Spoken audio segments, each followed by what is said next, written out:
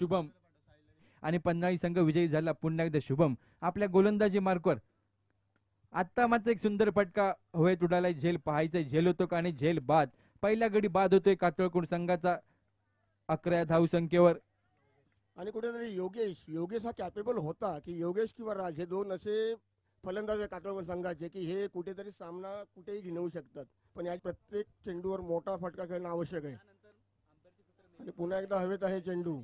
Catch होईल का? आणि कॅच झालंय. गडी बाद आणि धावसंख्या त्याच ठिकाणी आणि ऑन हॅट्रिक आहेत. यानंतर होणाऱ्या सामन्यासाठी पंचांचे कापातील मिलिंद पाटील आणि बंटी पाडलेकर दोन्ही जर कुठे असतील तर प्लॅजिंपाशी संपर्क साधा. मिलिंद पाटील कशा प्रकारे सामना करेल. अनिकेत घाग एक सुंदर चेंडू होता. चेंडू परिणामी दुसरं षटक समाप्त होते. 2 षटकाकृत धावसंख्या 11.